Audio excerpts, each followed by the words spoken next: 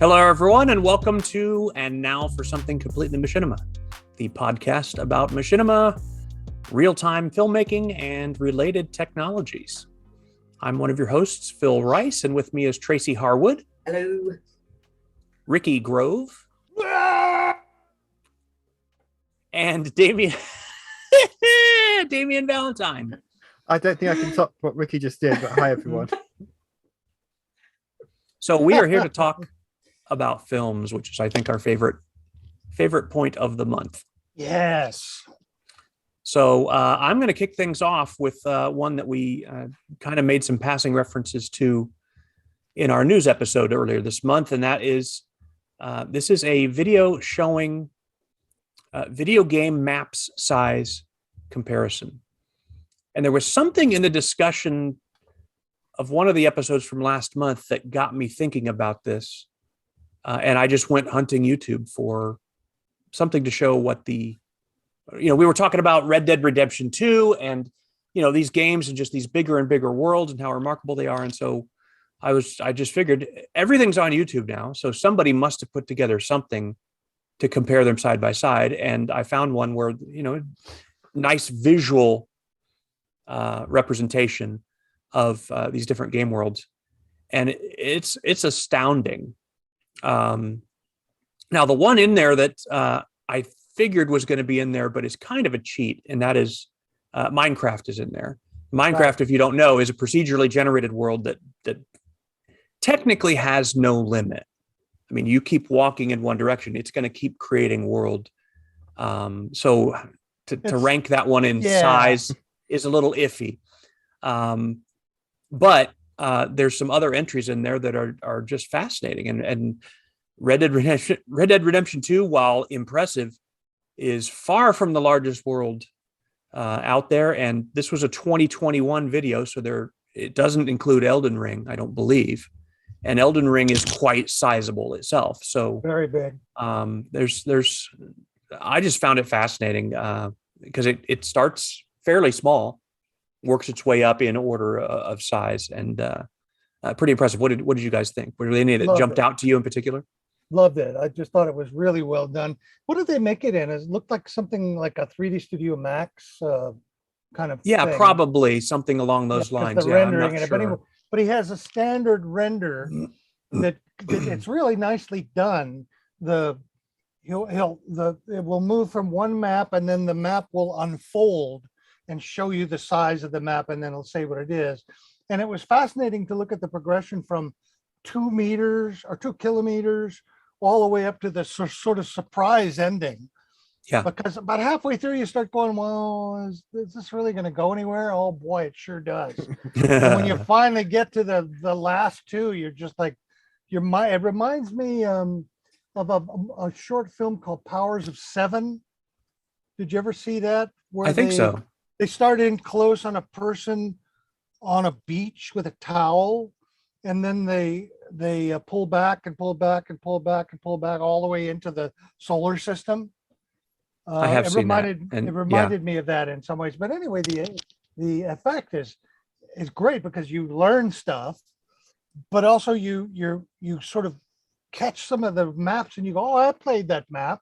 That's really interesting. I didn't have any idea. And then I'm playing a lot of Elden Ring now, so I was thinking, well, where does that fit into the size of it? And even though it's not machinima, I thought it was very entertaining and very informative. And that's not an easy thing to do, is to make an informative video entertaining at the same time. It was great. Mm-hmm. I really enjoyed it. Yeah, I understood it. No, I really enjoyed it as well. I mean, some of those game maps, they're truly astonishing scale, aren't they? I know. I couldn't get my head around that. That reminded me vaguely, when you were just talking about Power of Seven, I was thinking Carl Sagan, little blue dot kind of thing, sort of zooming out from Earth. Yeah. Absolutely incredible sort of size of it. But then it kind of got me thinking a little bit about procedurally generated worlds and where these kind of technologies have evolved. And I thought what was interesting with the way that presentation unfolded was really what it's a commentary on is not just the scale, but also the advancement of the technologies behind it over the last few years.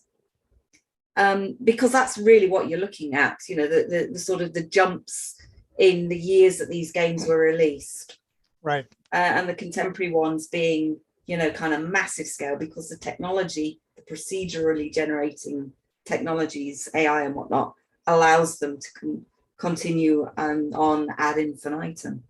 And I guess really what you're looking at isn't really now massive processing power, but the advancement in the way that AI generates the content in itself. So that's really where the next level of this sort of stuff will come from. It's the variations of it that will be advanced, not necessarily the scale of it. Because I was thinking from a game point of view, how much of a size map do you actually need to play a game? Right. How much are you actually going to interact with and socialize in, or how much of it are you actually going to use for your filmmaking? You'd be surprised. You know, one of the things about playing Elden Ring now, and I'm 140 hours into it. It's the first game in over a decade that's actually made it hard for me to get my other work done. Because I keep thinking in terms of Elden Ring. Well, if I did this for 10 minutes, then I can go back and play Elden Ring for an hour, you know. And I'm interacting with the Elden Ring community, especially of YouTube gamers, to get guides, because the game is very difficult. And one of the things that they talk about is that the game construction from Software, who's been making a series of games like this, has really succeeded in making it a game of exploration.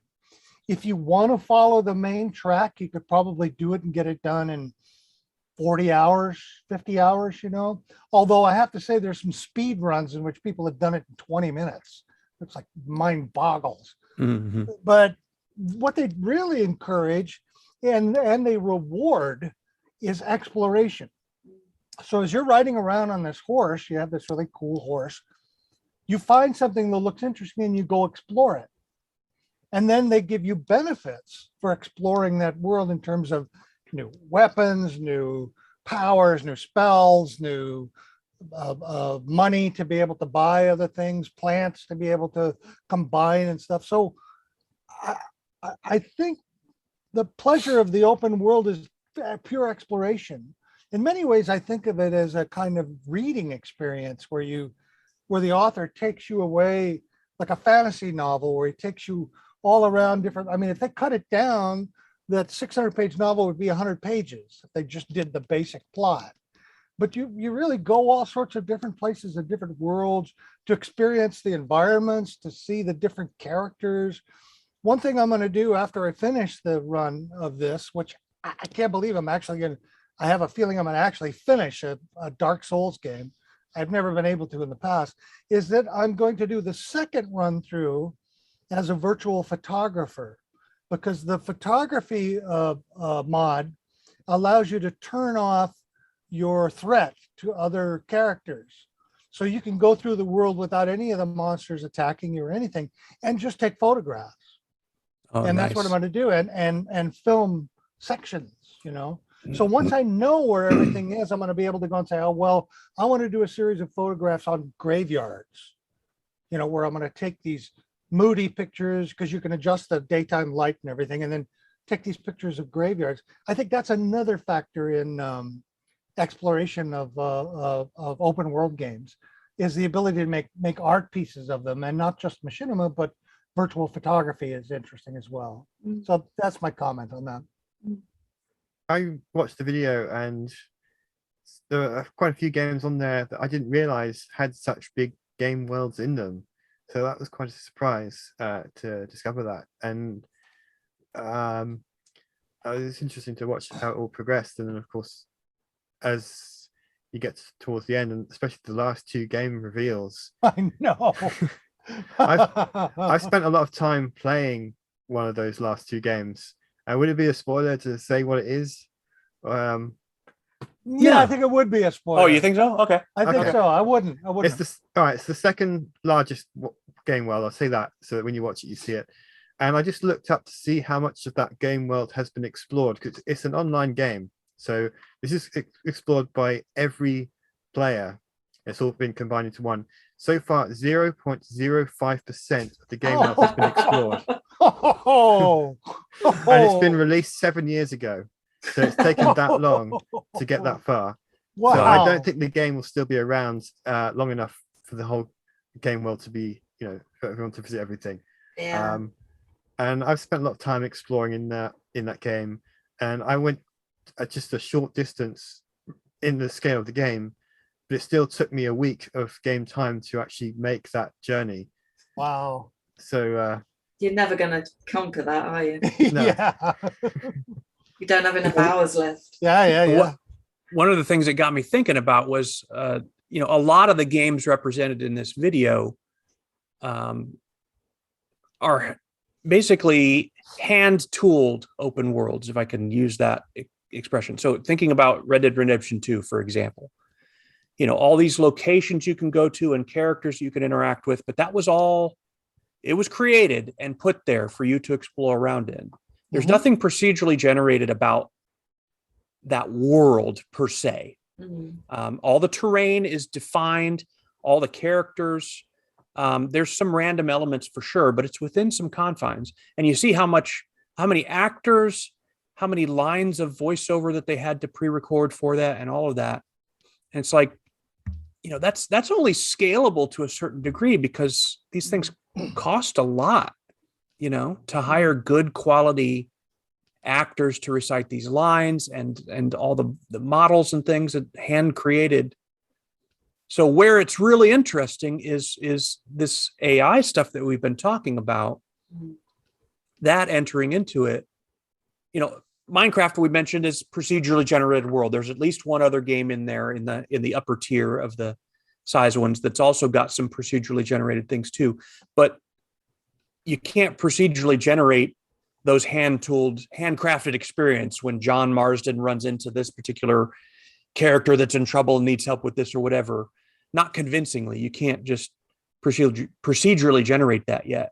And I think if we're talking about a procedurally generated story, that to me is where the next frontier is, what was the game company, Tracy, we talked about a few episodes ago, the Quantic Dream? Is that? Yes, exactly. Quantic Dream? Indeed.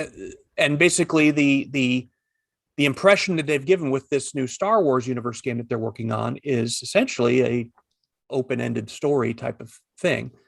To me, that's the most interesting part of it is Ricky, we've been discussing our love of books and novels and stuff like that. It's really hard for me to imagine an AI being capable of generating something anywhere near as engaging as the kind of characterizations that can happen in written literature by a person, and frankly, there's tools that are out there now that are being promoted and marketed where this article was written by an AI. Did you know that? And it's marketing text or whatever. You can still tell. I think it's going to be a real challenge for Machinima. Okay, so it passes Grammarly, but you can still tell. You get those joke ones as well. There's no soul there. There's no, it just but it's impressive what they can do. So yeah, I don't know. That's going to be an interesting challenge because it could just be the limitations of my mind, but it's really hard for me to imagine injecting that. Well, it's creativity, isn't it? The creativity. Yeah. From an AI. We're seeing AIs used in art, Tracy, and it has the look of creativity.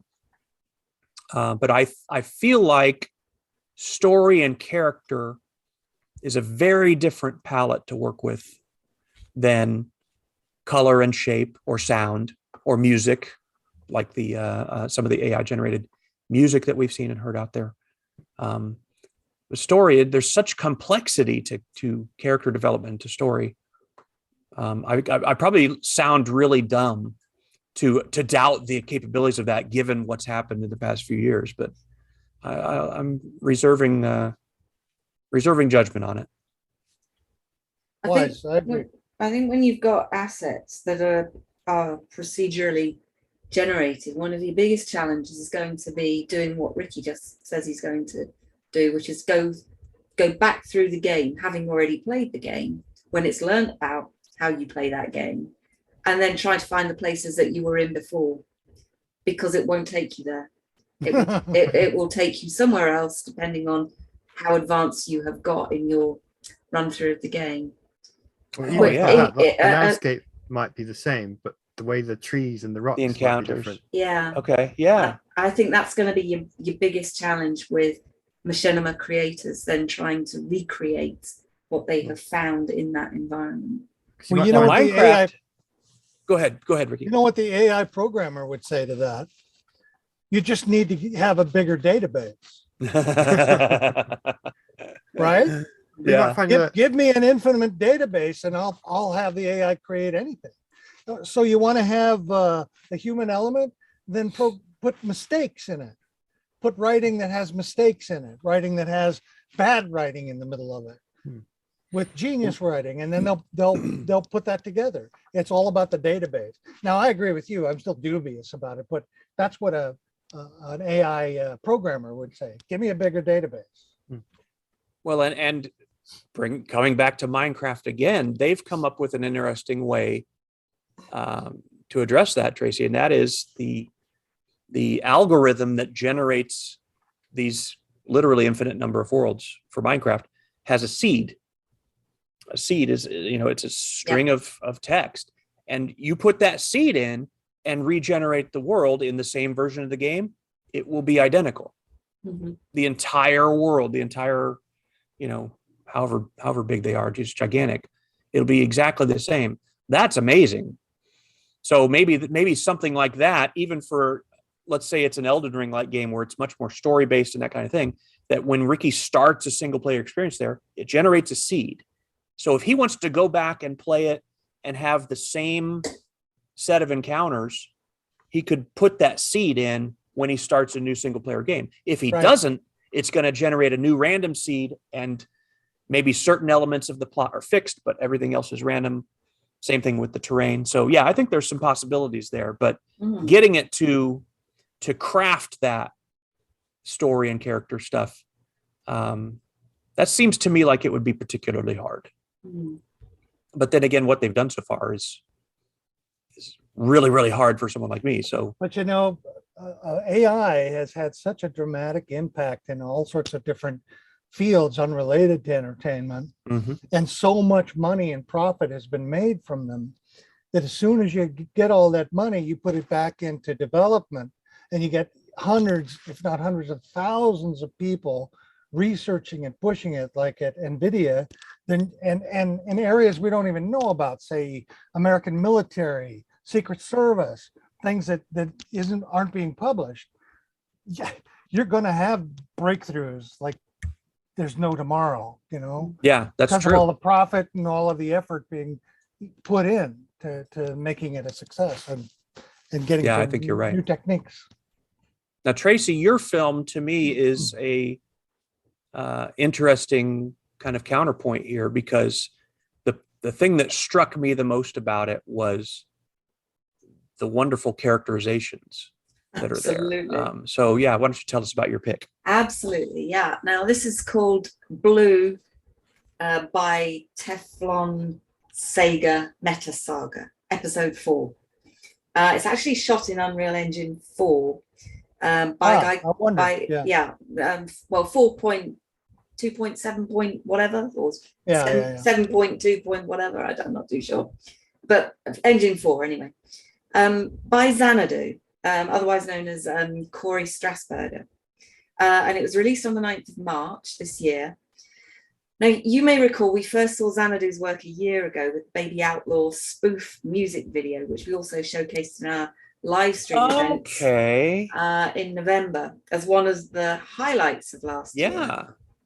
Now, this is obviously the 4th episode in this Blue character series, and actually I also recommend the earlier episodes too, because it's it's episodic, and it is closely linked, so you can't really pick up too much about what's going on in this episode 4 unless you've seen the other episodes. But I have to say, this is 20 minutes long, and the others are a couple of minutes, and then Ah, 4 or 5 minutes, and 7 or 8 or 9 minutes. So it's kind of building up a little bit.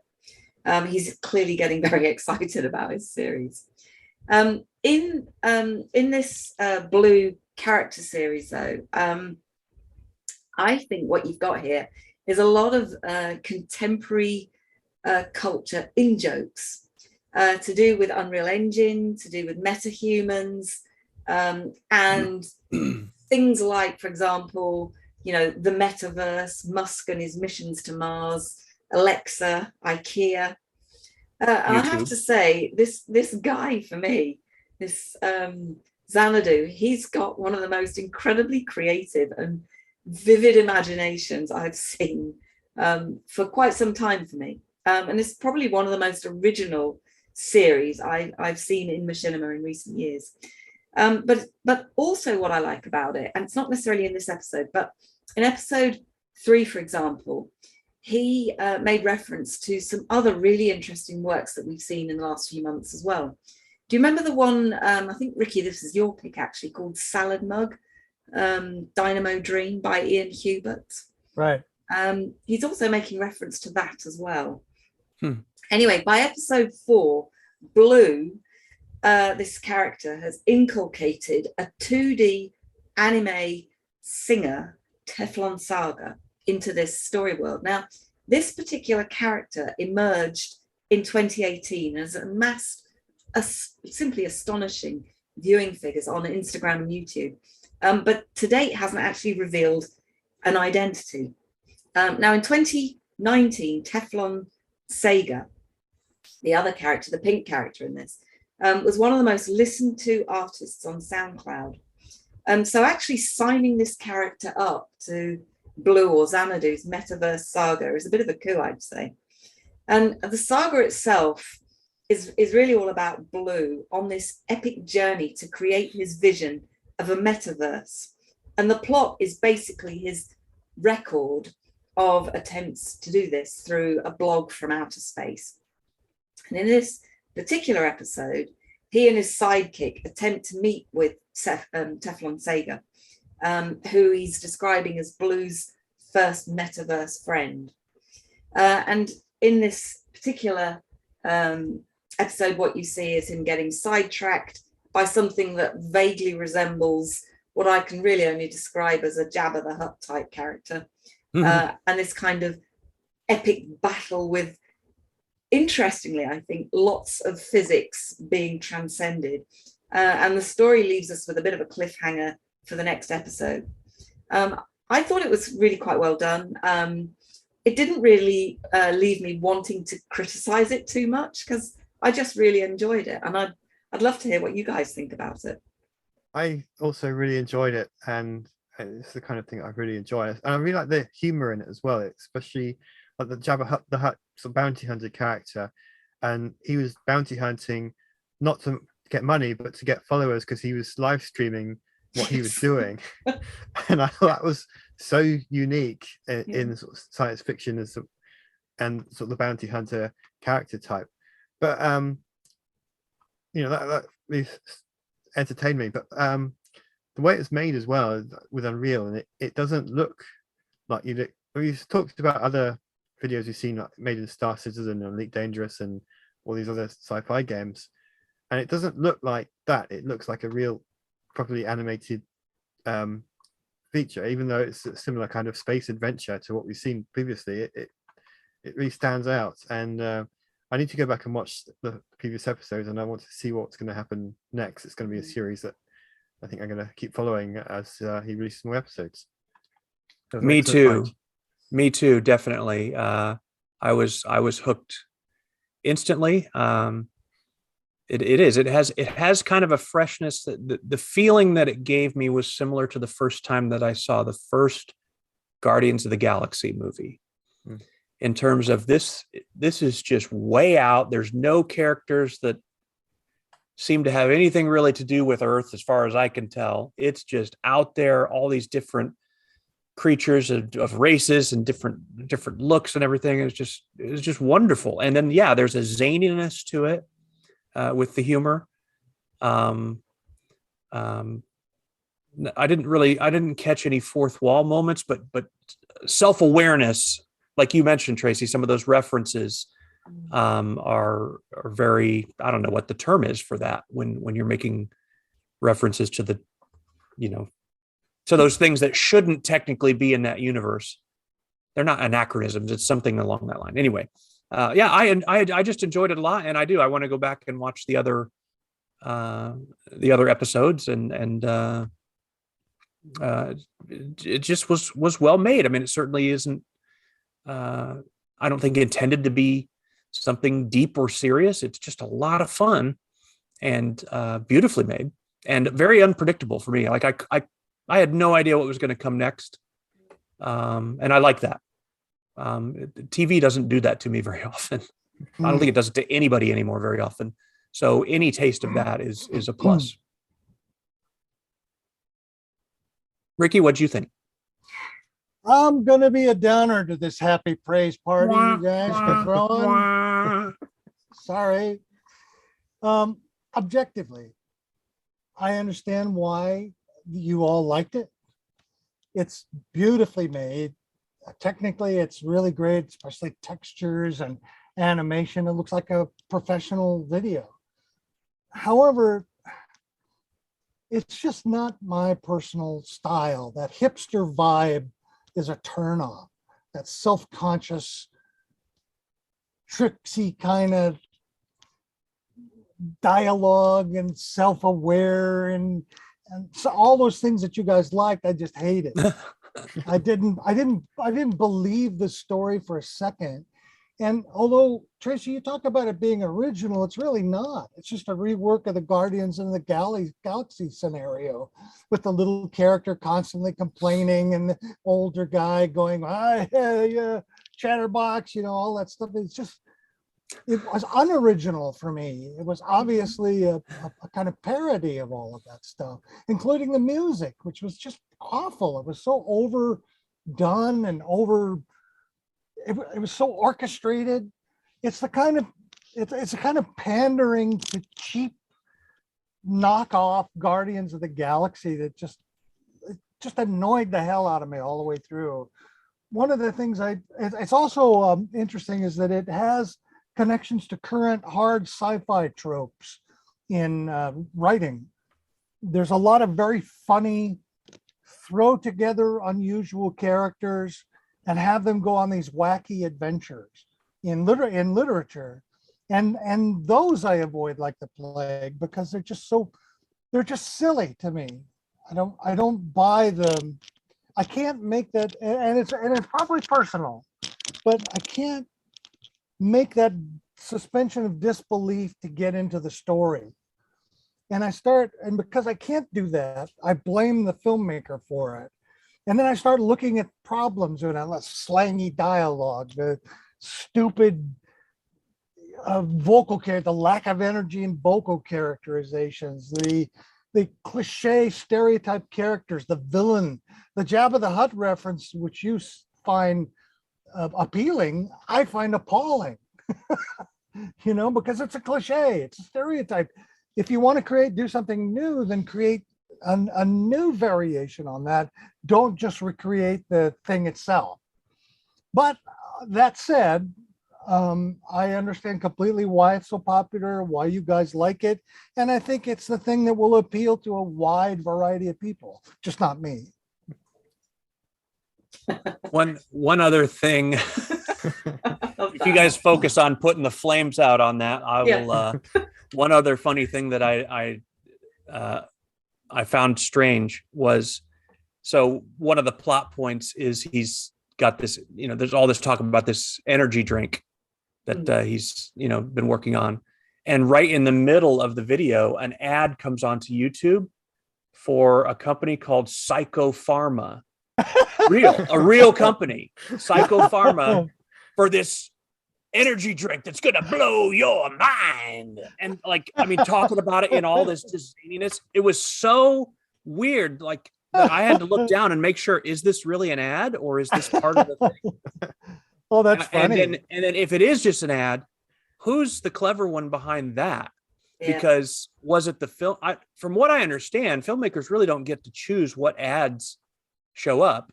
They can choose whether or not ads show up and maybe have some indication of where in the film it breaks for it, but I don't think they get to pick their advertisers. Not at all.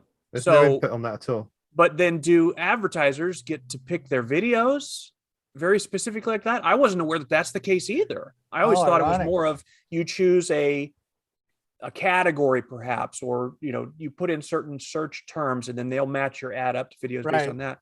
Whatever it was, bizarre coincidence, because there's the character talking about this energy drink, it's gonna blow your mind. And then some guy comes on, Psycho Pharma, this thing is gonna blow your mind and make it was the zaniest ad I've ever seen, and I thought it was part of the film at first, but it wasn't. I did find that the way that these longer videos are monetized so annoying. Ads, it's everything I hate about TV. Ads, up. But I guess when you're making stuff like this, I suppose you have to fund it in some way, right? And clearly, one of the things that Corey Strasburger is doing is also making tutorial videos, because there's another thing I came across was quite an interesting little video of him in GameSpot or GameSpot trailer, I think it was, explaining what his workflow is and what his ambition is for the series, which I think is really quite interesting as well.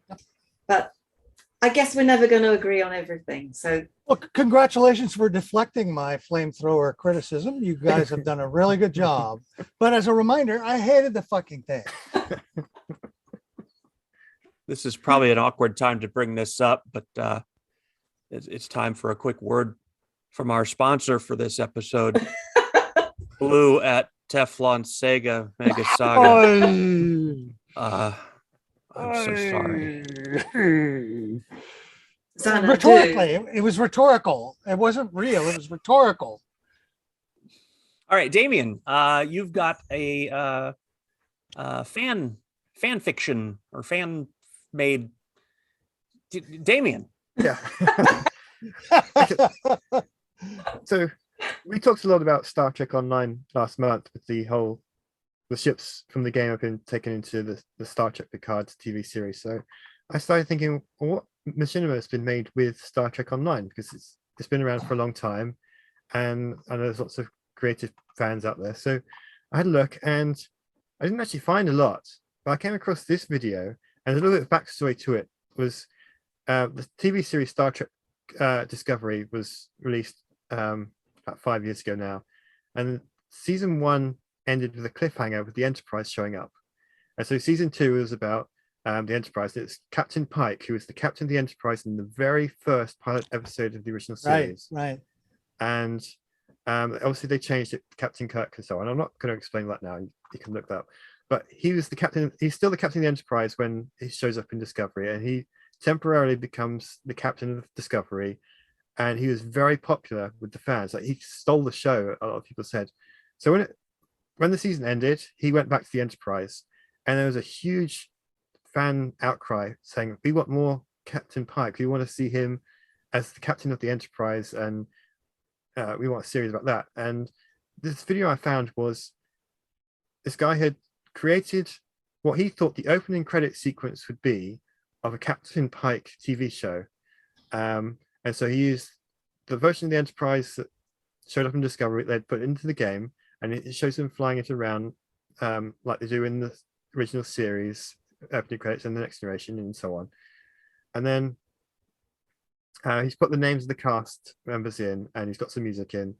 And one of the reasons I chose this is because that fan campaign was actually successful.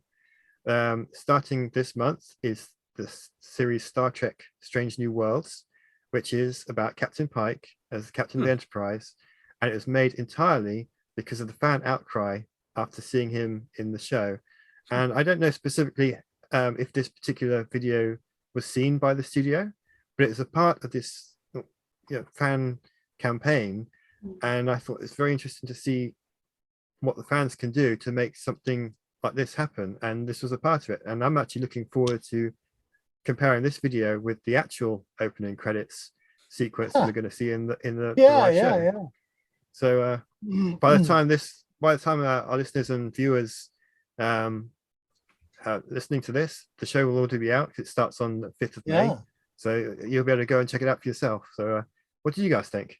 Well, you'll have to report back to us and let us know what the comparison is. I'll do that for next month's video. Yeah. I liked it. I thought it was very enjoyable. It was interesting. Music was a little bit generic, and I think he could have had a few more various shots than the ship just flying by in various angles. I think that becomes a little bit generic. But I think the overall feel of it, the look of it, it was pleasant. It was enjoyable. I thought it made me want to find out more of it about it. It was good. Well, you know what? I feel like it's just a big ripoff of Guardians of the Galaxy all over again. This is Star Trek. It's not Guardians of the Galaxy. No, I'm glad that you told us the story behind the film, because I'm not plugged into Star Trek culture at all. Really, I love the films and the original TV show, but I mean, I certainly am not master of that universe at all. In terms of the various, there's so much Star Trek content, official and unofficial, that I don't have much access to. So I found the story behind the film much more interesting than the film, honestly. Because there's a lot of repetition and a lot of just kind of basic shots. And actually, when I was watching it, I was thinking, man, I hope there's a good story behind this, because it just didn't really do anything for me. And now I feel like I in retrospect appreciate it much more, understanding its context. It's a cool story. I had just the same response. When I first watched it, I was thinking, well, you really have to know a lot about Star Trek movies to make anything of it at all. And I didn't. Because what it is, for me, it's a film about the credits of a movie rather than the movie itself. Which I actually thought was kind of intriguing. So I then did a little bit of background on it. And basically what it's doing is just floating ideas about how the film could be developed using game footage as a bit of a concept board. So maybe that's a different type of machinima than we've seen before as well. Yeah. I think they could have been more successful if they would have cut in, when they introduced the names of characters, if they would have cut in shots of those characters in action or something. Excuse me for interrupting. Yeah, no, but do they exist? Or did they? Because bearing in mind, one of the things I looked up was the timing for this. So this was released on the 1st of July, 2019.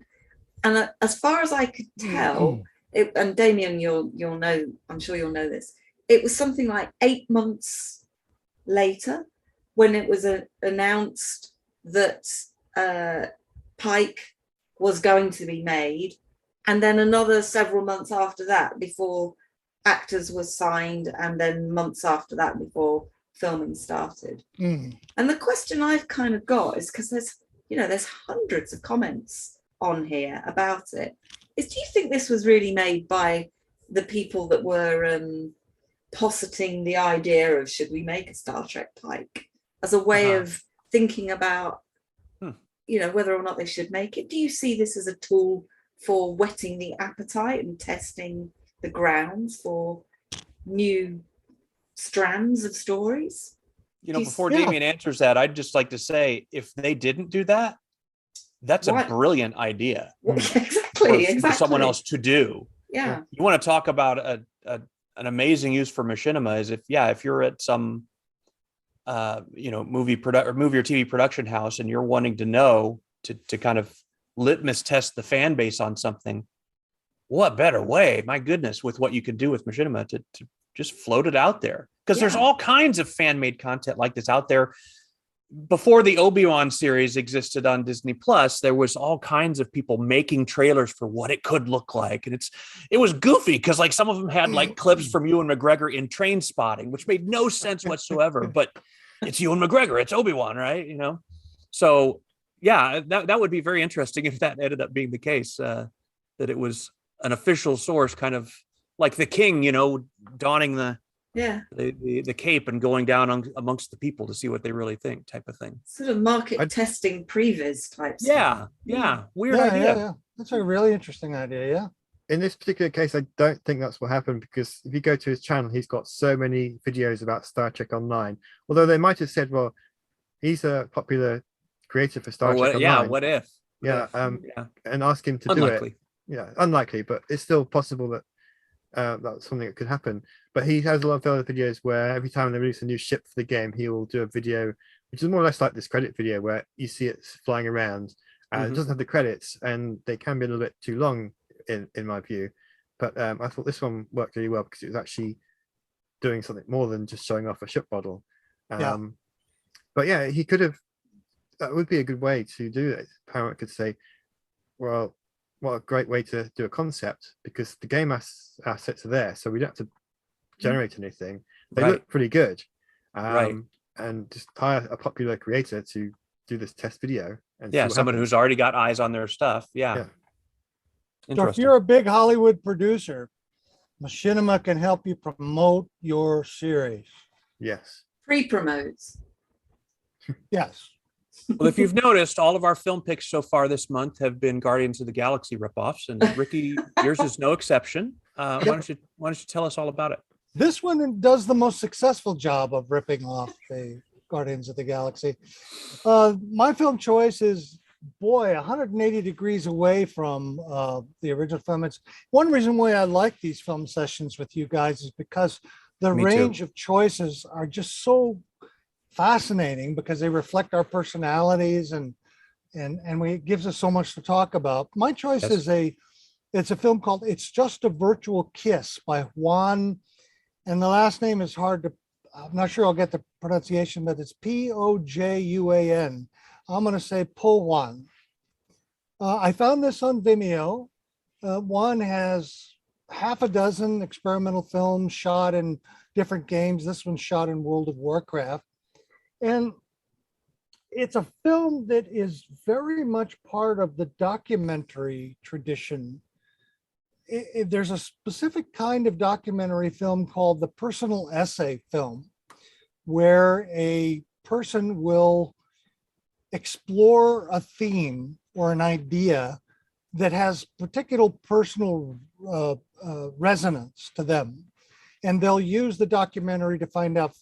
What comes to mind is a film called Sherman's March, where it was done back in the 80s, where a documentary filmmaker who was a bit of a Lothario went back and traced Sherman's march, Atlanta March to the Sea.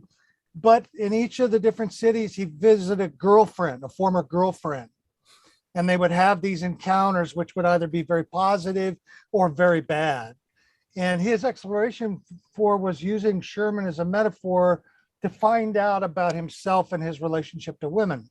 So it's a personal essay film, and it's something that is kind of missing in mainstream film or Netflix or even in Machinima. I think you find it in Second Life quite a bit, where people will explore that kind of thing. But in general, it's not there. And what Juan is trying to explore is a virtual kiss that he got from a female avatar in World of Warcraft who gave him a peck on the cheek. And he was just trying to find that, because it was a whole mixture of things. And doing it, he couldn't discover his feelings. Standard realistic narrative where the characters, he sets up counter shots, realistic counter shots. He had to use a kind of experimental approach in which he puts the camera through the heads of the characters so that you see the sort of eerie inside of the characters. And that becomes a kind of metaphor for the internal nature of his feelings. It's a strange film. It's not for everybody. What did you guys think of it? I thought it was very interesting the way it's kind of, there's this whole theme of loneliness and isolation, which I think goes very well with Tracy's news piece from last week's episode about virtual worlds using being used for social occasions. Yeah. And obviously, World of Warcraft would be part of that because it's an online virtual environment. And so he's had this kiss from this other player, and he's trying to figure out how he feels about that. And it ends with this. I'm not going to say what it ends, but it's just this bleak thought he has, and it just stops. There's no answer. Yes. No Yes. sort of uplifting, or maybe it could get better or whatever. It just stops, and that's it. And that kind of maybe jump back a bit as it happened, because I didn't expect that. And it's bad that maybe jump back. It's just it's not an easy thing to answer, and that's why he hasn't included that as an answer, because he doesn't have the answer. And I think that's a very interesting way to explore his thoughts and feelings about this subject, which is obviously something a lot of people have been dealing with over the last 2 years. I think, from my point of view, I looked this person up. What I discovered is that he's a student at the National Taipei University of Arts in the Composite Media Group, working in mixed media, including World of Warcraft, which I think is a really, really interesting thing to sort of see, that a game world is actually included as part of the mixed media that he's working with. Now, Poyuan is how I pronounce that. He's using the game to create a scene about a memory, as you kind of just said, and it's seemingly a real memory of a virtual kiss, and the narration I think is really beautiful, but I kind of got the distinct impression of it not as narration but as a poem. And the visuals to me seem to be his attempt to portray the connection between the mind or the spirit of the character and what was happening to the character from a sort of third person perspective. And really what was important in it for me then was the perspectives, which became the central thing that he was actually trying to portray, this connection between these perspectives, this sort of connection between the inner body and the outer body, in order to demonstrate what virtual presence might be. So when I was looking at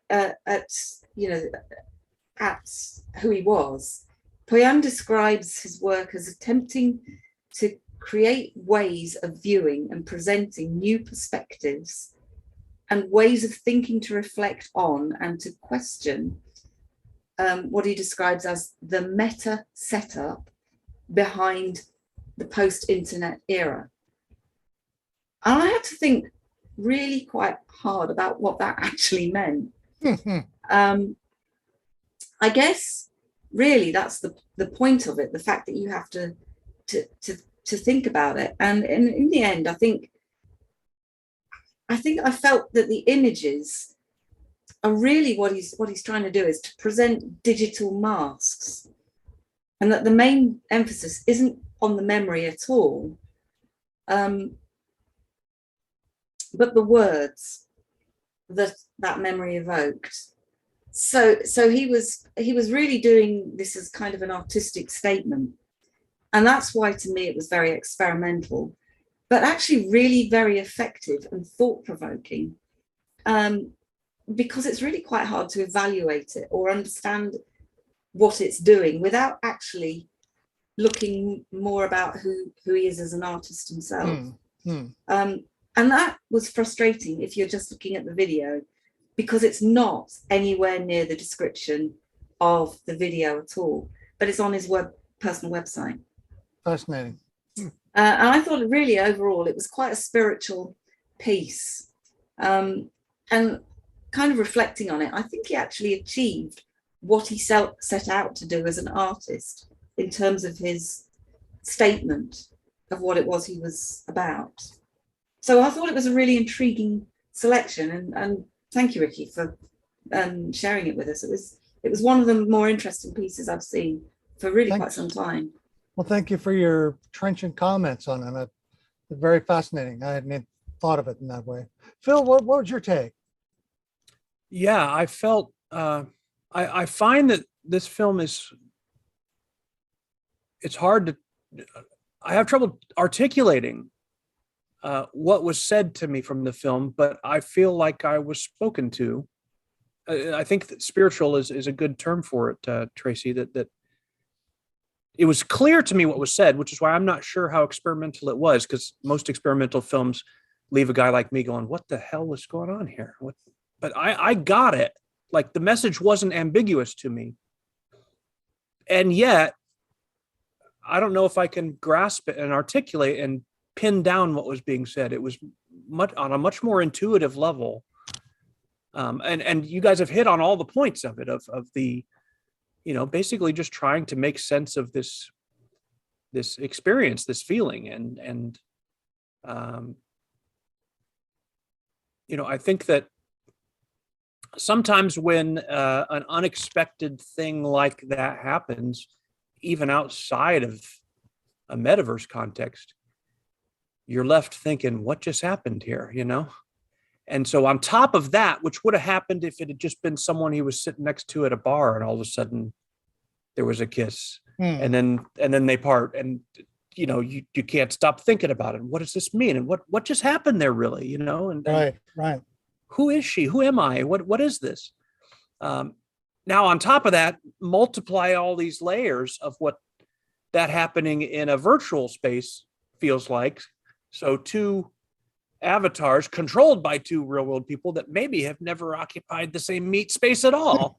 Right. And it just makes your head want to explode, you know? So what do you make of, what is affection? The meanings within in meanings. a metaverse. What is it? Tracy was pointing out. Yeah. Oh, it's so I greatly appreciate the film because because it gave me that, whatever it is. It's something that I feel like could be talked about for a very long time without ever really specifically pinning things down. Right. And that to me is good art.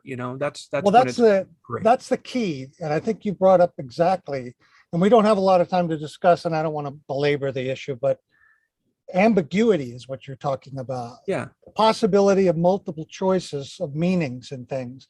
Now that's been accepted in art, the painting arts, and in music for forever, really, essentially since the turn of the century when modernism came in, but not so much in popular medias like film and television, which machinima tends to reflect.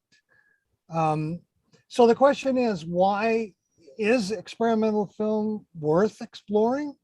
Is something that machinima can do?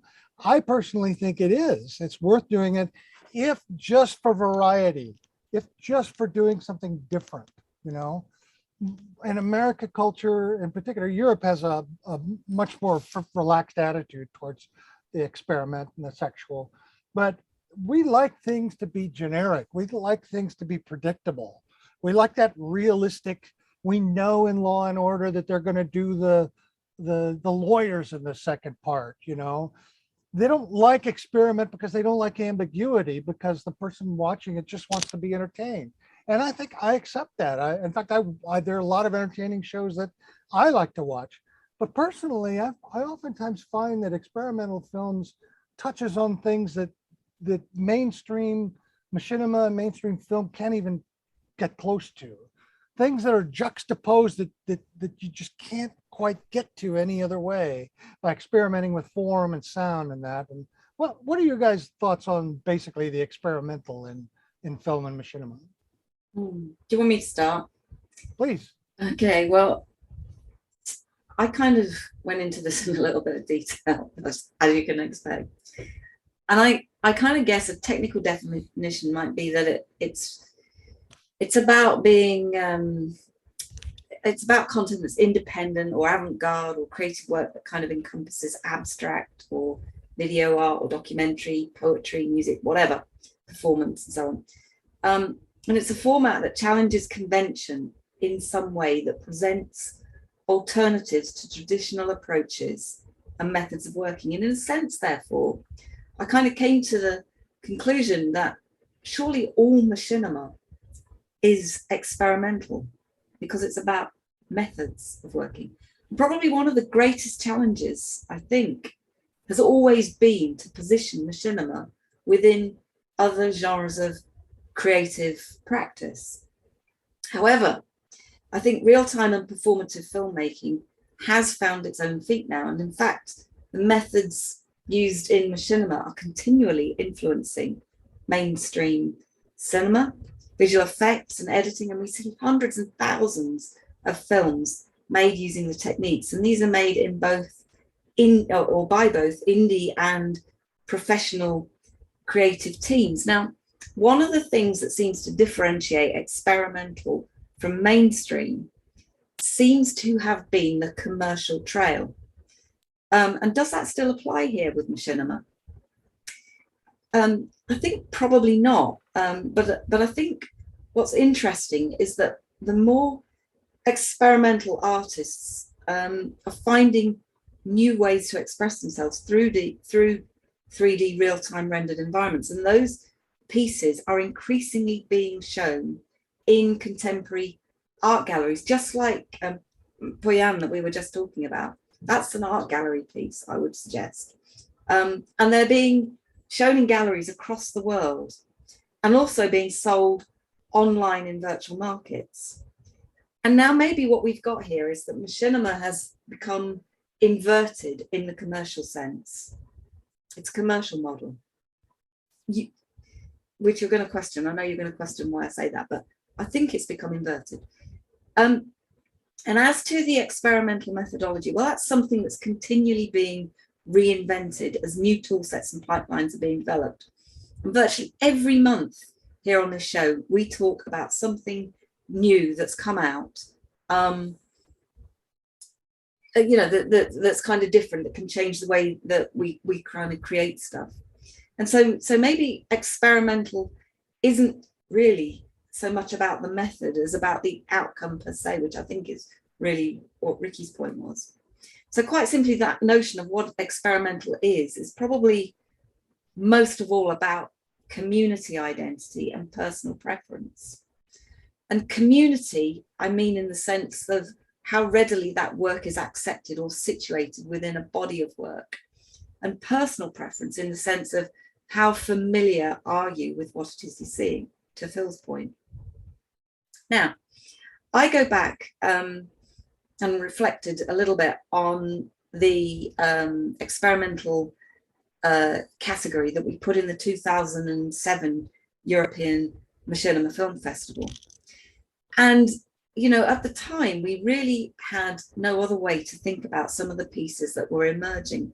And we needed to think about how we were going to support their submission to that festival. We had something like 127 submissions to the festival. And these experimental films that we saw, they were unlike nothing we'd seen before. And that category of experimental machinima just kind of fell out of our ruminations about how the work was evolving, if you like. And there were a number of pieces that were submitted into that category and that fitted that description. They could go into, you know, when people submitted to us, they could put any category they liked on it, but we would recategorize it if we thought it stood a better chance in a different category. So experimental category was one of those that kind of, you know, there were a few that we put into it. It was Tom Jantle's work, Sept du Machinima, if you remember that piece, Cuckoo Clock, which won that category. But it wasn't an isolated piece at all. And if you remember, the following year, 2008, there was this really interesting film by a French studio calling themselves Le Riche Douanier, I think it was, something like that, called Chevauchée Nocturne, The Night Ride. But that category that it was awarded in was actually for sound design, not experimental. In fact, there wasn't an experimental category in the 2008 Machinima Festival, as far as I can recall. And then, of course, we talked at some length in our Second Life episode in February about Lainey Boom's Push. And there's, I think, clearly this kind of real movement in that virtual environment, Second Life, focusing on experimental creative works and spaces. And all of the pieces that we're talking about here, all of them, were released at a time when they were quite different in terms of what they were portraying to pretty much any other type of work that we'd seen across the machinima genres generally. So I guess reflecting on the piece by Poyuan that we've just reviewed, it's something quite different too, but it's fundamentally building on an artist statement where the game is integrated into that statement. And this is more of an accepted practice these days, and one, I guess, that feeds into and from game culture generally. And I guess you're more likely to see that kind of stuff somewhere like the Milan Machinima Film Festival than you probably are on our show, necessarily, I would have thought. But still, I come back to a question, which is, where do we find these pieces? I think it remains a very interesting question, and particularly so because this environment that we're looking at and reviewing monthly is kind of an increasingly crowded online environment where discoverability is one of the biggest challenges that artists face when they put work out, and that we face when we're trying to review stuff. Absolutely. So questions really of where it's placed, how it's placed, how it is communicated are all massively challenging considerations, I think. Beyond, I think we're looking at stuff beyond animation, film and digital art festivals in terms of what we're seeing. And I would suggest, I would try to, try to encourage how we might think about how we go forward with this, really. I think what we need is an internet scale AI that can synthesize film-based works, because most of it doesn't do that. It's just using image-based, but film-based works. And I can well see a time when Captain Google or maybe OpenAI will figure out a way that we can scan animated type works and bring it on, because I think we definitely need to find more of these more creative works, because these algorithms are just not helping us discover this kind of fascinating work. Really great points, Tracy. Really great, as usual. It's really hard to top that. I was just thinking about this particular film. It's made of work in World of Warcraft, and it's not what you'd expect a World of Warcraft video to be. No. It's normally an adventure, or it's one of those in-joke kind of videos. You know, the game is poking fun at the game. So an experimental film to me would be where you take a platform like World of Warcraft in this example, and do something that you don't expect, to explore a theme that isn't really related to the platform itself. Like, I mean, I guess this one is a little bit with the sort of the virtual kiss thing, but it's the feelings afterwards you don't really associate with the game. I mean, you associate the interactions with players interacting with each other, but the way he felt about it afterwards is not what you'd expect to be explored in a World of Warcraft video. And he does it in a way that's not using traditional cinematography or camera work or filmmaking styles, because like you wouldn't normally expect a camera to actually go through the character model, for example. Of course. And it Not makes on purpose. No. Right. Yeah, for the blooper reels. But he's using it to explore his own feelings, because he puts the camera inside himself, because he's got these internal feelings, and it kind of carries across that way, which is in sort of traditional filmmaking that you wouldn't do that, but then you wouldn't get the same feel if you just had the camera. Kill the actor. You'd kill the actor in live if you tried to go through their head. But even if you were using in World of Warcraft, I think we just killed Phil as well. I mean, if you Do you think it matter with some of them? Though? I guess it would be fine, wouldn't Yeah. it? Yeah. Some of them you'd like to hit him in the head with the camera. But in this video, his character is sat down as he's thinking about it. If you just had the camera pointing at him as he sat down, okay, he might look miserable, but you're not getting that this is an internal feeling that Yes, that camera yes, work portrays. Um, exactly. and I think doing things like that help make something experimental, where I don't think anything I do would be considered experimental, because I stick to very sort of traditional filmmaking styles. But I don't think I could tell this particular story the same, anything like this, near the way this guy has done. Yeah, And yeah. I think that's what makes experimental, is doing something that's different and unexpected, and exploring themes that aren't normally explored. Yep. And Phil? that's my contribution. Thank you. Yeah, it's Tracy covered a lot of what I was going to focus on, as far as when we're talking about a film being experimental, are we talking about the process that was used to make it, or are we talking about the end result that the viewer watches? It's often both, I think. Jackson Pollock, completely experimental process, and for his time, completely experimental result. So composer John Cage, the alternate tuning piano and really bizarre, wonderfully bizarre stuff that he did over time. One called, I believe it's called 2 minutes 27 seconds. Yeah. You know what I'm talking about. I do. Right. Yeah. I won't get into discussion on that, but listeners, if you're not familiar with that, Google John Cage, the silent performance. It'll just make your head sore. It's an amazing idea, amazingly executed. Anyway, so yeah, is it about process or the end result? And frankly, I don't know if the distinction matters, because it's kind of hard to think of an experimental film that didn't have some experimental procedure to it at some point, Right. Yeah. I remember Ricky telling me about one of Stan Brackage's famous works, where he actually glued pieces of leaves and insect wings to the actual film,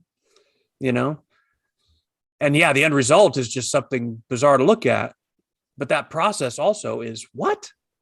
Yeah. How do you even think of something like that? That's right. How do you even think of it? Yeah. So I guess really the whole point I was going to focus on was that divide. I don't think there is a divide. I think if an experimental approach is taken to film, that's what you're going to get. There are degrees, of course, but I do think they're worth watching.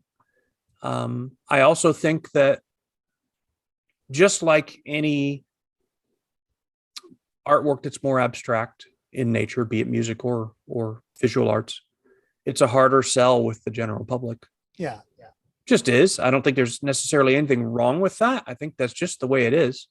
So someone who's going to go that direction, I think most established artists who go in an experimental direction, they know that, or they damn well should, because then your priorities become different, maybe in some good ways. It's not going to lead to, most likely not going to lead to success that's measurable commercially. It's not going to lead to, multi-million view counts or sponsorships, or that's not the world. That's not the art world of experimental work. So you must embark on it for a very different reason. Often, as I think this film, reasons of the heart, reasons that maybe are hard to talk about, hard to identify in a way better than this medium, So, and yeah, the world needs that for sure. Even though it feels like it doesn't make much of a crater when it lands, but I still think it's very important. And I think that, okay, the crater's not as wide, but it's deeper. The people that it does touch, it touches them in a deeper way. Yeah. And there's value in that, just not value that our world of commerce and economy really acknowledges. Yeah. But it's worthwhile. Thank you. Those are all thoughtful responses to this. Thank you. I want to close this particular discussion with two observations. One is live action film has a much harder time with abstraction and experiment, whereas animation oftentimes is you can use abstraction and experimented much better. I mean, look at Bugs Roadrunner is an experimental film. It's a strange setup. So the very form of animation allows for experiment in ways that are more acceptable right off the bat. And secondly, two places where you can find experimental films, some animation, some machinima. Vimeo is the place where lots of good experimental machinima and animation is. And also a site that isn't known very much is called ubu.com, ubu.com. And it's a source of experimental animation, movies, music. It's an excellent source, and it's all downloadable, all free. It's a good place if you want to find out more about it. And Ubu's been around a while, hasn't it? Yes, Hasn't it? I think you told me about it years ago, and I haven't been back in a while. I'm gonna check that out again. A lot of experimental music there too, Phil. You find some really unusual Very stuff. cool. Interviews, music, visual arts, all kinds of stuff. Of course, the other thing advantage of animation has over live action for abstract is you don't have to worry about killing your actors when you want to put the camera through them. That's it. That's it. All right. Well, that wraps up our film discussion for this month. I enjoyed this very much. I'm almost sad that it's over, but I look forward to our next one for sure. Yes, yes. And so we will sign off for now. I mentioned in the last episode, I'll mention again, we love your feedback. So if you've got a thought on one of these films that we discussed, or just a thought about the show in general, we'd love to hear from you and make you part of the conversation. So you can go to completelymachinima.com and check out the talk section of our website. Right. Let us know whether I'm an idiot for not liking Blue Teflon Saga 4. Okay. You're an idiot. Thank you. Well, I knew that you thought that, but I want to hear from the listeners. Okay. Absolutely. Great show, guys. Really enjoyed that. Thank you. Me too. Me too. Take So care, thank you guys. to We'll see Tracy, ya. Ricky, and Damien. We'll talk to you soon. Bye. See you next time. And the three-headed dragon.